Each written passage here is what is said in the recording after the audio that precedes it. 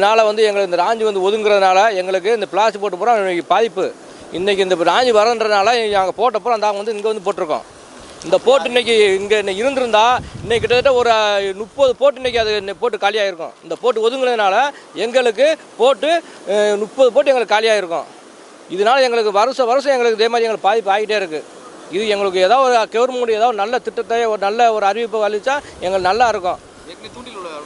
ஆமாம், எங்களுக்கு தூண்டில் வந்தது தான். அது சில பேர் அரசியல்வாதிகளோ சில பேர் கவர்மெண்ட் இதோ அதை வந்து வேறு ஊருக்கு மாற்றிட்டாங்க. அதை ஊரை சொல்ல விரும்பலை, அதை வேறு ஊருக்கு மாற்றிட்டாங்க. 55 கோடி எங்களுக்கு சான்ஸ் ஆகிடுச்சு. அதை வந்து எங்களுக்கு இல்லாமல் இப்போ தூண்டில் வளைந்துருந்தால் அந்த நிலைமை எங்களுக்கு வந்திருக்காது. தூண்டில் வந்திருந்தால் இந்த நிலைமை எங்களுக்கு இந்த போட்டு ஒதுங்கியிருக்காது, எதுவும் பண்ணியிருக்காது. தூண்டில் வழி எங்களுக்கு கண்டிப்பாக எங்களுக்கு கண்டிப்பாக வேணும். இங்கே சேராங்கோட்டையில் காற்றின் வேகம் எப்படி இருக்குது? இப்போ நிலைமை என்ன? இப்போ ஒரு 50-60 இதில் காற்று வீசிக்கிட்டு இருக்கு.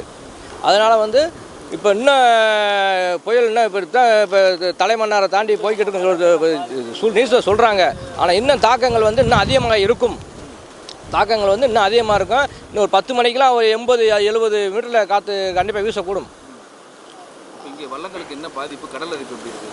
கடல் அரிப்பு இப்போ போன வருஷத்தை விட இந்த வருஷம் 20 அடி கடல் உள்ளே வந்துருச்சு. வருஷத்துக்கு 20 அடி வந்து கடல் வந்து உள்ளே கரை அரைச்சிட்டு போயிட்டே இருக்குது. இப்போ முன்னாலாம் பார்த்தீங்கன்னா கிட்டத்தட்ட ஒரு இப்போ பாதி மீட்ரு அங்கே உள்ள வீடுகள் இன்னும் கடலுக்குள்ளே இருக்குது வீடுகள். அதனால் வந்து இப்போ இந்த வருஷம் ரொம்ப மோசமாக இருக்குது. இந்த வருஷம் ரொம்ப மோசமாக இருக்குது. என் பேர் ஆதிநாராயணன். இப்படியே இருந்தால் ஊர் அழிஞ்சிடும். அது சேராங்கோட்டை கிராமமே இருக்காது. வருஷம் 20 அடிக்கு மேலே கடல் உள்வாங்கிட்டே இருக்கு. அந்த போட்டிருக்க ரோடே பாதி இல்லை. அதில் உள்ள கரை எதுவுமே கிடையாது. வீடு இடிஞ்சு விழுந்துருச்சு, கிணறு உள்ளே போயிடுச்சு, எதுவுமே கிடையாது. இப்போ மணிக்கு 70 கிலோமீட்டர் காற்று வீசிட்டு இருக்கு. இது கச்சான இருக்கிறனால கொஞ்சம் பாதிப்பாக இருக்குது. இதே நேரு காற்றா இருந்தால் இந்த ஊரே இருந்திருக்காது. அப்படி இருக்குது நிலமை. ஆனால் தூண்டி வளவு வர்றதுன்னு அந்த சான்ஸே கொடுக்க மாட்டேங்கிறீங்க. ஆனால் மீனவன் வாழ்வாதாரம் ரொம்ப பாதிக்கப்படுது. சுத்தமாக 1 வாரம் ஆச்சு நாங்கள் கடலுக்கு போய். 1 வாரம் ஆச்சு நாங்கள் கடலுக்கு போய். மீனவரை ரொம்ப பாதிக்கப்படுறாப்புல. ஆனால் சொல்கிறாப்புல தூண்டிலன்னா, ஆனால் அந்த சான்ஸுக்கு எடுக்க மாட்டேங்கிறாப்புல. ஏன்னு தெரியலை.